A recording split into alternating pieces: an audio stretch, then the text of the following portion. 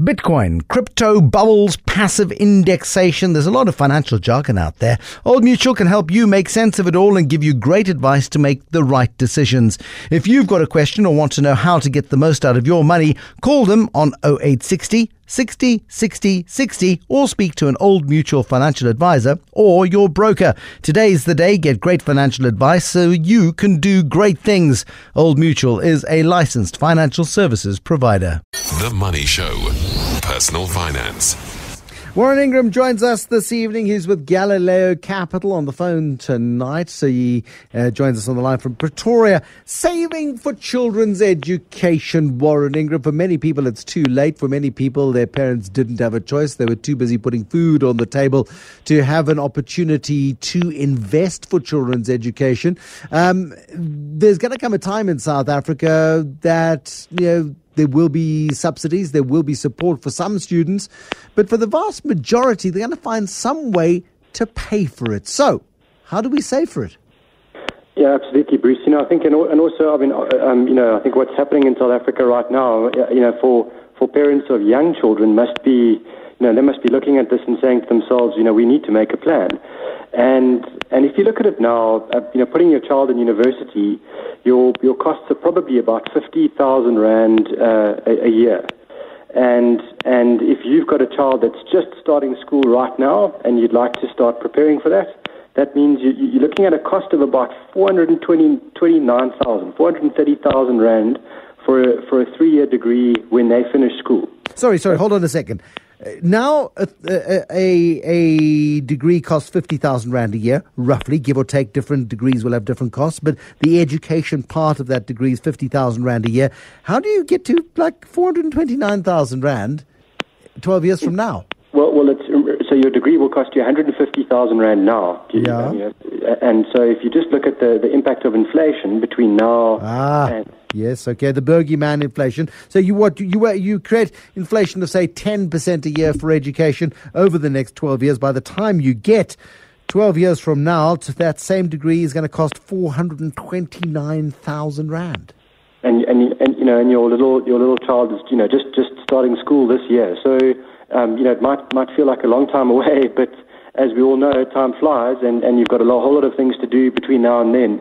So, my suggestion for parents in a situation like this is you need to say to yourself, well, 12 years is in the investment world is a reasonable amount of time. That means you can put your money into something that invests in shares. You can put it into exchange traded fund or a unit trust, and if you put around $1,400 a month into that unit trust for your child's school career, you will be in a position where you'll have enough money to fund their university costs completely by the time they start university. But for so many parents, say they're making a choice between private and public schooling, they decide, okay, fine, we can put our kids into a public school for junior school, and then we'll amp it up to a private school in their senior school years. They're saving for that now. They don't have another $1,400 a month to put into a unit trust, Warren. For university, that's just adding insult to injury. Well, private schooling, is costing. And that's not. Let's not assume that that these parents are putting their children into the most expensive private schools. But just assuming that it's 50 to 100,000 rand a year per for a child to go to a private school now. I think you need to start making those trade-off conversations about saying, is there not a good high-quality, whatever they call a Model C school that I can send my child to for high school, and at least make sure that they can then afford to go to university. But this seems like an ideal opportunity to utilize the tax-free accounts, Warren, and make sure that it goes into an equity fund within the tax-free account structures. You could put money in on your children's behalf, could you not? That up to 30,000 rand a year, you could put half of that amount into a tax-free savings account every year. That then should hopefully grow to the point where it can fund the university education. It's actually a good point, Bruce. I think the only issue there is that you just need to remember then that you've used their tax-free savings allowance on their lifetime. I don't have a problem. I think if you're giving them a university education, that's a heck of a start in life. And if you've used up a portion of their tax-free savings allowance that they're allowed to save over their lifetime, well, I think that's a heck of a gift. So that wouldn't bug me, but it's certainly just something to be aware of. That that obviously they can only put in that money for 500,000 rand in total over their lifetime. They could, I suppose, choose at the beginning of a university career saying, I'd rather not have the university, thanks, I'll just take the money right now. Thanks for saving it for me. Cheers, I'm out of here, or whatever the case might be. Exactly. I mean, they turn 18 years old and they've got all the control in the world on that money, and all you're doing then is hopefully relying on your good parenting to have got them, to make the right decision. I think for parents, maybe just going back to your question about the private schooling, if they are in a position where they don't have the money to save now for their kids, the other option then, of course, is a student loan. And I'm never the biggest fan of debt. I mean, I think it's always going to be a concern. It's always almost a sword hanging over your head. But at the same time, if you as the parent say, I'll sign surety for my child's, tertiary education, then the costs there are, it's quite interesting. Typically the banks are charging somewhere around prime plus 1.5%, prime plus 2% a year. And the thing about a student loan is, while your child is studying, you only have to service the interest. You don't have to start paying back the capital. So if we're working on a child going to university now, that means you're paying somewhere around 500 rand, 470 rand a month just to service the interest. In the first year, and then in the second year about $1,000, and then by the third year about 1,400 rand a month. So it's interesting how the 1,400 rand a month comes back to us again. You can either save it up front and then you pay off your child's schooling, university fees completely, or you're just servicing the interest right now, and there's still going to be the capital that has to get paid back once they start work. But to me, those are the two most viable options that parents have for funding their children's university education.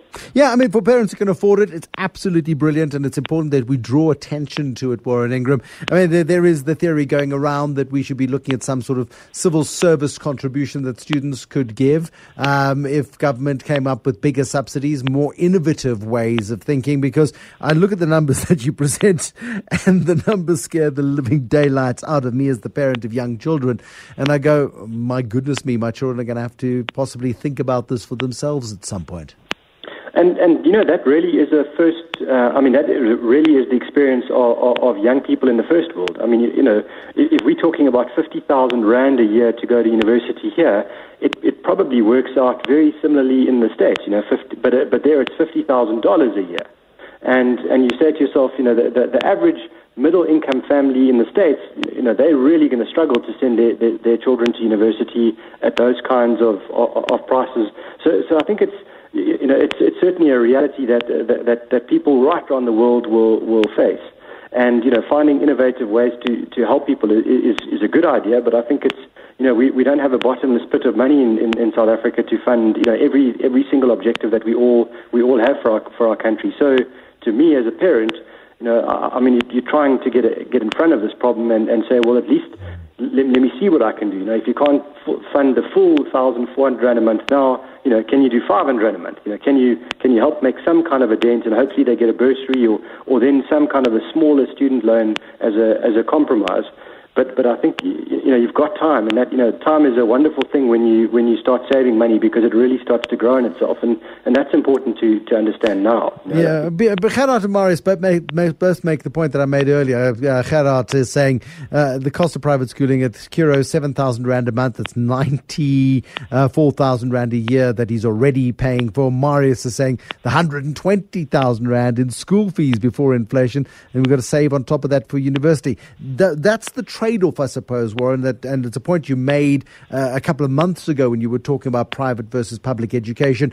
Parents have got to make that trade-off and say, right, what is going to be important here for my family? Can we afford the private school fees now? What is the long-term consequence of that? If we can't afford the private school fees now and then university later, how do we get kids into the best schools? How do we get on scholarship programs?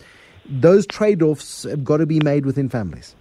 And I think also, it's not wrong as a parent to want to give your child the best education that you can, and I agree with that 100%. I mean, I went to university, but at the same time, if you look at this world we live in, people who have a skill as opposed to just, a broad education, very often end up earning a heck of a lot more than, those of us that come out of university with some kind of a broad degree and no skill at all.